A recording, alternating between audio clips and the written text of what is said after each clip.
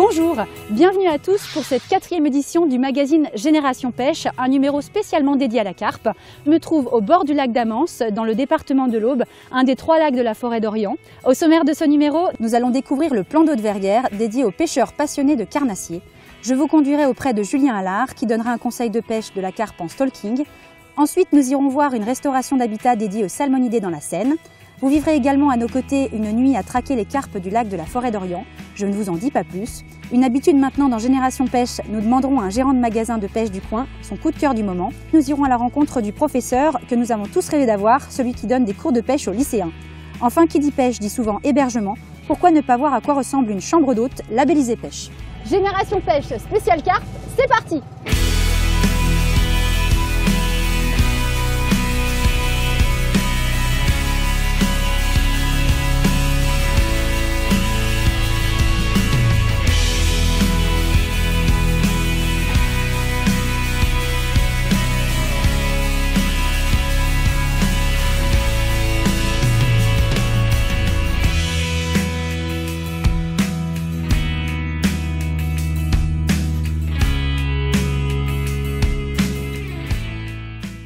Alors je suis sur le lac d'Amance et je rejoins Alexandre qui va nous parler des lacs de la forêt d'Orient. Salut Alexandre, ça va? Salut Emmanuel, oui, toi? Oui, ça va bien. Alors on est au lac d'Amance, est-ce que tu peux m'en dire plus sur ce lac? Alors, tout à fait, donc ici le lac d'Amance, c'est un lac c'est le plus petit des lacs de l'Aube, donc il fait 480 hectares. Oui. On trouve également le lac Ozontemps de 1800 hectares et le lac d'Orient, je dirais le plus célèbre, qui fait 2300 hectares. D'accord, donc 3 lacs sur le lac de la forêt d'Orient. Est-ce que tu peux me dire ce qu'on peut y pêcher ici? On peut en fait y pêcher toutes les espèces, oui. Puisque sur ces lacs-là, on peut y pêcher à la fois tous les cyprinidés, on peut y pêcher bien évidemment les carnassiers, donc on va trouver du brochet, du sandre, de la perche, un petit peu, donc le sandre c'est surtout sur le lac Ozontemps, oui. On trouve vraiment des gros poissons. D'accord. Et on va également pouvoir y pêcher la carpe avec des poissons de plus de 30 kg, wow. Qui sont régulièrement pris, donc on peut vraiment pêcher un peu toutes les espèces sur les différents lacs. D'accord, super. Et sinon, d'autres spots de pêche dans l'Aube qui sont intéressants? Alors oui, dans l'Aube, on a bien évidemment des rivières aussi. Oui. On a la chance d'avoir l'Aube et la Seine, qui sont les 2 rivières principales, qu'on trouve en première catégorie et en seconde catégorie. Et, mais toi, je me suis laissé dire que tu aimais bien les carnassiers. Oui, j'adore. On a également un plan d'eau qui, depuis 2 ans, est labellisé Parcours Passion, notamment sur la pêche des carnassiers au leurre. Mais je vais laisser mon président en parler parce qu'il en parlera mieux que moi. Ok, donc président, on vous écoute. Le plan d'eau de Verrières, situé au sud de Troyes, dans le département de l'Aube, était un lac sauvage et inexploité. La commune de Verrières en a fait don à la Fédération départementale de l'Aube sous certaines conditions. Ce plan d'eau fait 24 hectares. Il est situé sur un domaine de 44 hectares. Donc la compensation de la gratuité, c'est que nous avons l'entretien de tout le site. Alors ça a rendu le plan d'eau à la population, parce que la condition aussi que nous impose la commune de Verrières, c'est qu'il soit ouvert malgré tout aux promeneurs de la commune. Le dimanche, les habitants de Verrières arrivent à pénétrer et se promènent là tranquillement et passent leur dimanche après-midi à se promener. Après avoir découvert la richesse de ce lac, notamment en brochets de belle taille et aux perches présentes en quantité, la Fédération de pêche de l'Aube a décidé de labelliser ce plan d'eau en parcours passion. Cette labellisation nécessite que des aménagements légers, comme un parking, une mise à l'eau ou l'entretien régulier des berges, notamment réalisé par les bénévoles. Cet espace privilégié est une aubaine pour les pêcheurs de carnassiers du département. Bien évidemment, une réglementation particulière est à respecter. La pêche ici, on la pratique uniquement au leurre. Donc pas de vif, pas de poissons vivants, rien, uniquement des leurres. Et donc, en parcours no-kill. No-kill, ça veut dire qu'on ne tue pas le poisson. C'est un parcours de graciation, on va dire. A noter que ce parcours passion est ouvert du 1er week-end d'avril jusqu'au 19 décembre. Pour y pêcher, il faut bien évidemment sa carte de pêche en cours de validité, mais également, il faut s'acquitter d'une option journalière ou annuelle directement sur le site cartedepêche.fr. Cela fait plus de 2 ans que le plan d'eau est labellisé Parcours Passion, ce qui ravit fédération et pêcheurs. D'ailleurs, le président Sarter ne compte pas s'arrêter là. Un plan d'eau comme ça, vous fixez les pêcheurs du département et vous attirez les pêcheurs d'ailleurs. Si l'occasion se présente, on est prêt à ouvrir le Parcours Passion. Il n'y a aucun problème, nous sommes preneurs de toutes ces bonnes choses. Oh là là, je suis en retard, je dois aller à l'île aux oiseaux. Comment je vais faire? Un raccourci? Oui, là. Comme ça, c'est plus rapide. Ah ben, Julien est là. Super. Salut Julien. Salut Manu. Ça va? Ouais, super, et toi? Ouais, ça va. Bon alors, Tu vas montrer ce que c'est que la pêche en stalking? Ouais, et bien vas-y, monte. On pêche pas du bord? Non, c'est toi un pêche en bateau. Ah bon? Ok, eh bah go! Damn.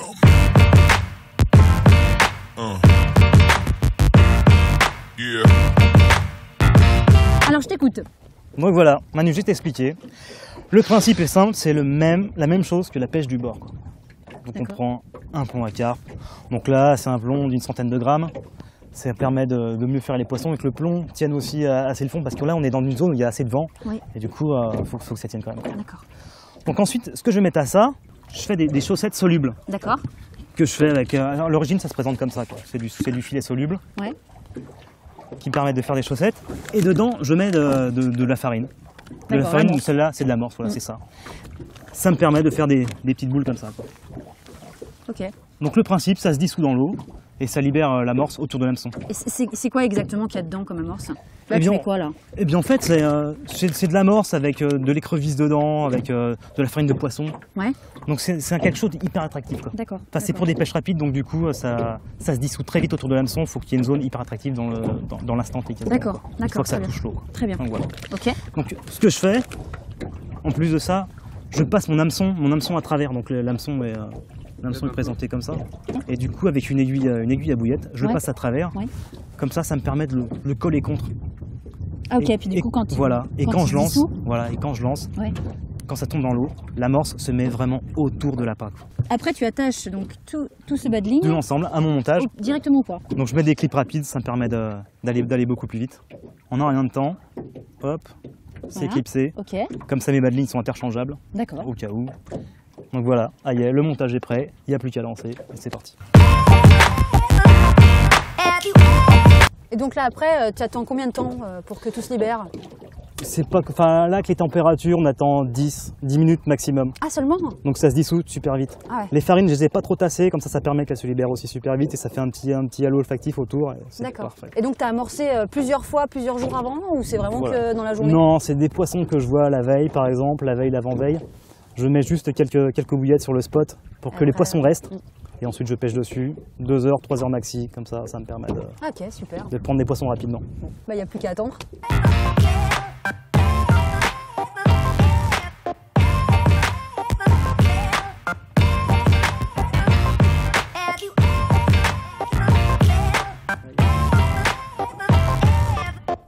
Et du coup, c'est quoi la carpe la plus grosse que tu as faite en stalking sur Slack? La carpe la plus grosse, ici, sur Amance, c'est une 30 kg 6.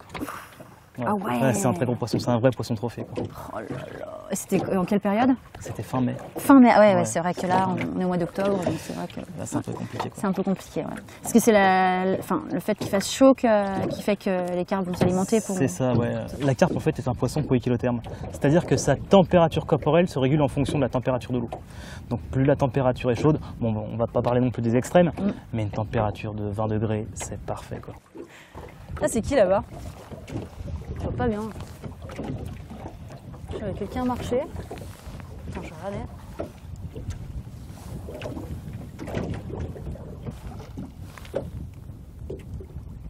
Ah mais oui. Ok, on arrive. Nous sommes partis à Mussy-sur-Seine pour rencontrer Fabrice Moulet, directeur de la Fédération de pêche, qui va nous expliquer les aménagements piscicoles réalisés.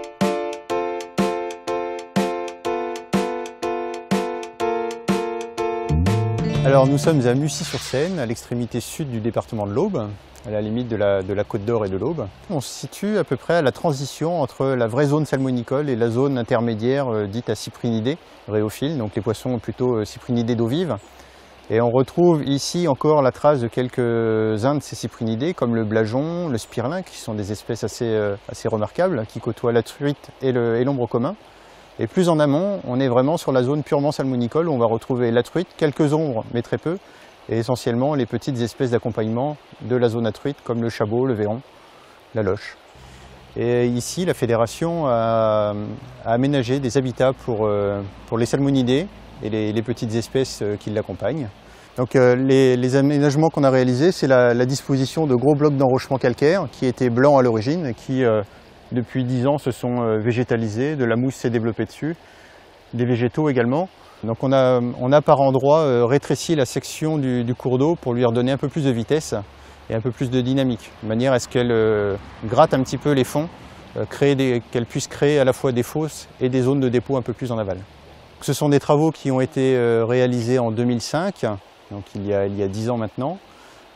Ces travaux ont été motivés par le plan départemental de gestion piscicole, le PDPG, qui venait d'être réalisé et approuvé. Et donc c'est l'une des premières actions qui a été réalisée sur le département. On a aménagé 5 sections de ce type sur la vallée de la Seine. L'objectif c'était de maintenir le bon état, voire de le rendre encore meilleur, en sachant que voilà, la rivière elle-même, du fait qu'elle soit assez cloisonnée, n'aurait pas réussi toute seule à développer davantage d'habitats. Donc le but c'était de développer une zone qui était déjà bonne en la rendant encore meilleure et avoir un pôle de référence dans le département. Alors voilà, le bivy est installé. Je vais rejoindre Julien, que vous connaissez déjà. Et oui, il est en train d'installer le matériel. Et puis Sébastien aussi, un ami qui vient nous rejoindre spécialement pour ce soir. Voilà. Alors les gars, au niveau matos, on en est où là? Eh bien pour l'instant, le bivouac est installé. Ouais. Il ne reste plus qu'à mettre le bâcher en place, les couvertures pour éviter d'attraper froid ce soir, cette nuit. Oui. Parce qu'en ce moment, avec la température, c'est pas génial. Ah, ça caille. Et maintenant, il n'y a plus qu'à mettre les cannes et tendre les montages, mettre la stratégie en place et on sera tout top. Et qu'est-ce que je peux faire pour vous aider alors du coup? Rien, touche à rien, touche à rien. Bon bah ok.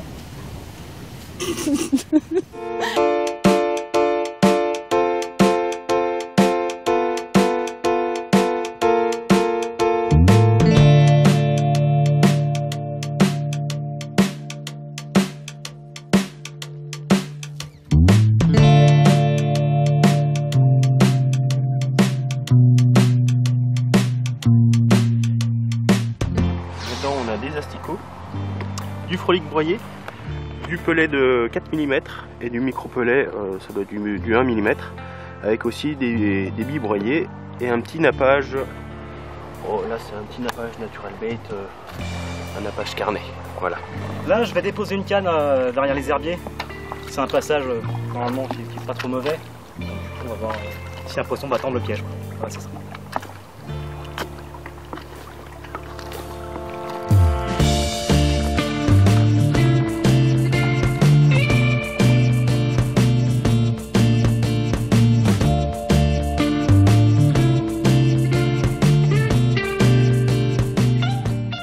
Donc ça y est, le campement est installé. Hein. C'est vrai que c'est un petit peu plus long que le stalking. Il y a beaucoup de matériel. Donc tu peux nous expliquer un petit peu ce que tu viens de mettre au bord de l'eau? Ok, ouais. C'est vrai que contrairement au stalking, là c'est pas de la pêche rapide. Donc il faut vraiment tout installer pour avoir un confort quand même et supporter le froid. Donc il faut un biwi, un beach-chair, le duvet, il faut vraiment tout déjà pour soi-même. Oui. Et ensuite, pour les cannes, il faut le rod pod, les indicateurs de touche, Oui. les détecteurs. Oui. Parce que forcément, quand on dort, on peut pas vraiment surveiller les cannes comme en stalking, quoi. D'accord. Donc du coup, il nous faut ça, et maintenant on est prêt, on a tout. Ok, super. Et donc au niveau matériel, justement, est-ce que tu connais le magasin de pêche Avenir Pêche à Troyes? Oui, c'est vrai que c'est des gens super sympas. D'ailleurs, c'est là-bas que je me fournis, que je prends mes appâts, mes bouillettes et tout, quoi. Ah d'accord, bah écoutez, on va rejoindre Virginie qui va nous présenter son coup de cœur dans son magasin. Bonjour, bienvenue au magasin Avenir Pêche, situé au cœur de Troyes. Notre magasin a une superficie de 300 mètres carrés pour tout type de pêche, carnassier, carpe, pêche au cou. Nous distribuons également les cartes de pêche. Vous n'avez plus besoin de venir muni de photos, nous faisons les photos et vous repartez avec votre carte de pêche. Mon coup de cœur aujourd'hui, c'est le produit de chez Nash, un vernis plastifiant qui permet de marquer le fil sans altérer la qualité du nylon et qui permet de noter la distance à laquelle on pêche. Donc voilà, le vernis plastifiant de chez Nash. Tiens Emmanuel, tu veux essayer? Merci. Si tu veux, Julien, j'ai un marqueur de ligne, ça te dirait de... Ouais, je te remercie, c'est sympa. C'est pas vraiment un truc que j'utilise beaucoup ici. Mais par contre, j'ai un de mes potes qui pêche l'anglaise et pour lui, ça peut vraiment être super, quoi. D'accord, bah, je te laisse. Ok, Pas merci, de souci. c'est sympa. Et puis, donc, je voulais te poser une question. Ce soir, on a passé une très bonne soirée. La nuit commence. Qu'est-ce qui te plaît dans la pêche à la carpe? Moi, ce que j'aime dans la carpe, c'est le combat avec le poisson. Ouais. Ici, on a la chance d'être sur un lac où il y a vraiment des beaux poissons et d'être confronté à des combats vraiment fabuleux, quoi. Donc ça, c'est ce que je préfère, c'est le côté sportif, quoi. D'accord, Génial. d'accord. Bah, écoute, justement, je connais un professeur de PS en fait, qui propose cette activité à ses élèves. Je leur propose de regarder le reportage qui va suivre, tu vas tout comprendre. Ok, ça marche.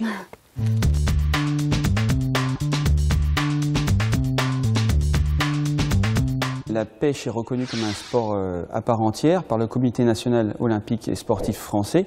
Ça fait 2 saisons on propose aux élèves du lycée l'activité pêche. Donc ça se déroule essentiellement au mois de juin sur plusieurs séances à la pêche au leurre avec un partenariat avec la Fédération de pêche de l'Aube. Et sur la fin juin, lorsqu'il fait beau, on propose une journée de pêche Tankara, donc pêche à la mouche avec un guide de pêche sur les rivières de l'Aube. L'initiation pêche est venue de l'initiative de certains élèves qui proposent diverses activités et ça a retenu mon attention. Donc on a essayé de mettre en place quelque chose avec la Fédération de pêche de l'Aube de manière à proposer l'activité pêche dans des bonnes conditions, c'est-à-dire avec des règles de sécurité strictes et un projet pédagogique derrière. Donc on a monté ce projet pour aller dans l'axe environnemental du lycée et avoir un côté éducatif pour les jeunes. Ils connaissent la rivière tout au long de leur quotidien, on va dire, mais ils ne savent pas ce qu'il y a dedans, ils ne savent pas comment ça fonctionne. Donc on va leur apprendre comment fonctionne une rivière, comment fonctionne une chaîne alimentaire, qu'est-ce qui s'y passe et quelles sont les conditions nécessaires pour qu'il y ait une diversité maximum. Donc la pêche sportive, notamment le Tankara, permet à ces jeunes de se concentrer, d'avoir une motricité très fine, une certaine précision, une gestuelle particulière, une concentration, tout un fait, on va dire, moteur et cognitif, qui fait que, au même titre que du tir à l'arc, du curling ou d'autres activités, la pêche est une activité sportive, motrice, qui permet de les enrichir pleinement.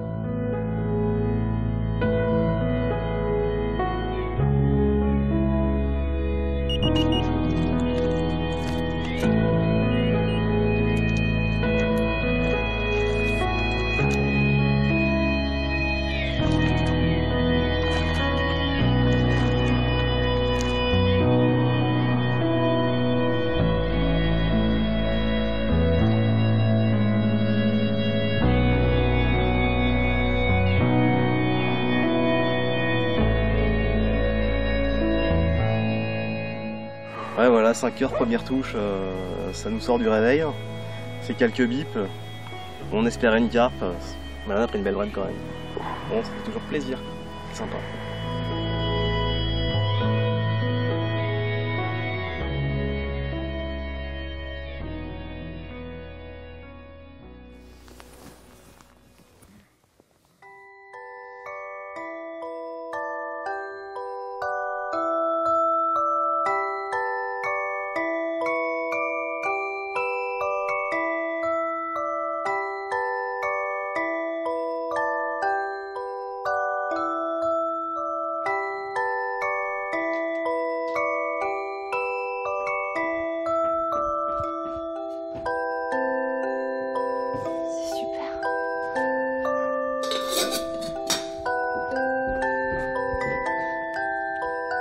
Bonjour.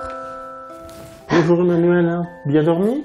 Ah, mais vous connaissez mon prénom en plus. Oui. Vous êtes arrivé hier soir, vous êtes à la chambre d'hôte La Renouillère. Vous êtes pêcheuse, j'imagine? Oui, c'est vrai. Et nous avons des chambres d'hôtes labellisées pêche et également un gîte. Qu'est-ce que c'est, la labellisation pêche? C'est un hébergement où on fait tout pour accueillir les pêcheurs. Vous allez voir, vous avez le petit-déj qui est servi très tôt. Vous allez retrouver le coin où vous avez déposé vos bagages, vos cannes, votre baril de pêche. Je comprends pas. Mais je vais vous montrer. Je vais vous montrer le... Ben merci, mais... Tout gîte labellisé pêche ou chambre d'hôte doit avoir à la disposition de ses clients de quoi garer le matériel, que ce soit bateau ou barque, de quoi avoir de l'électricité pour charger les batteries. Oui. J'ai un vivier au fond sur le parking. On peut accueillir ici jusqu'à 5 bateaux, 2 ici, 3 là-bas. Vous avez également un coin pêche. Oh, super. Enfin un coin pêche où vous pouvez ranger votre matériel. Oui, vous avez tout voilà. Un Oui, petit frigo. ça... Voilà. Ok. Attendez. Mais c'est une carpe? C'est une carpe? C'est une carpe? Non, pas d'inquiétude. Je viens juste de retendre mes cannes, c'est tout, quoi. Ah bon. Ok. Bon ben moi je vais aller me boire un café du coup. Je vous laisse avec la question du pêcheur.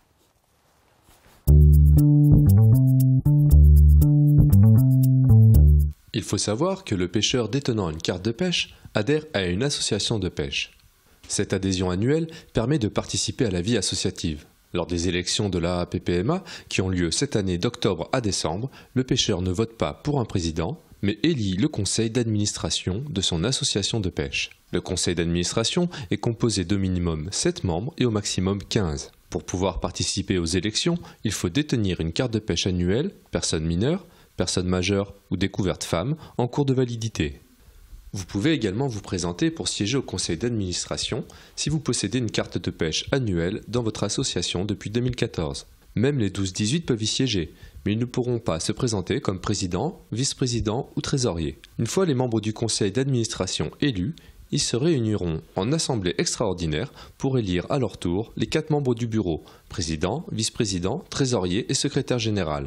Mais n'oubliez pas, toutes les associations et les fédérations locales de pêche ont besoin de bénévoles pour faire vivre les rivières, les surveiller ou encore transmettre notre passion. Profitez des élections pour vous renseigner à ce sujet et rejoignez-nous. Bon bah c'est fini, hein, tout rangé. Ouais. Je suis fatiguée moi. Eh Manu. Ouais. Tu connais la différence entre un bon pêcheur et un mauvais pêcheur? Ouais, j'attendais celle-là. Bah le mauvais pêcheur, il vient, il pêche, il plie quoi. C'est un mauvais pêcheur. Puis t'as le bon pêcheur, il vient, il pêche, il plie, mais c'est un bon pêcheur. Il a tout ramassé, ses déchets, tout, il n'y a plus rien. Voilà. Eh ouais, t'as raison. Elle est bonne celle-là. Bon, trêve de plaisanterie, ce Génération Pêche dédié à pêche à la carpe est terminé. Les principales dates à retenir, le mardi 15 décembre, les cartes de pêche 2016 seront disponibles sur le site www.cartedepêche.fr et dans la plupart des dépositaires. Depuis le 1er octobre et jusqu'au 31 décembre, ce sont les élections dans vos APPMA. Renseignez-vous sur les dates d'assemblée générale auprès de votre président ou auprès de la Fédération départementale de pêche. Impossible de faire un Génération Pêche spécial carpe sans vous parler du salon de Montluçon dédié exclusivement à la pêche à la carpe. Le salon aura lieu les samedis 27 et dimanche 28 février 2016. Pour plus de renseignements, www.montluçontourisme.com dans la rubrique Agenda. En parlant de salon de pêche, n'oubliez pas non plus le salon de Clermont-Ferrand où vous retrouverez comme d'habitude les meilleures nouveautés de pêche des carnassiers, les fédérations départementales de pêche, mais aussi la finale du concours national de montage de mouches les 15, 16 et 17 janvier 2016. Et bien entendu, n'oubliez pas, amis pêcheurs de carnassiers, qu'il faut profiter des beaux jours d'automne. La pêche du brochet ferme dans la plupart des départements le dernier dimanche du mois de janvier, soit le dimanche 31 janvier 2016. Bon, bah moi je vous laisse, je vous donne rendez-vous l'année prochaine. Puis bah là je vais y aller parce que la Haute-Savoie c'est pas à côté. Hein. Allez, ciao ciao!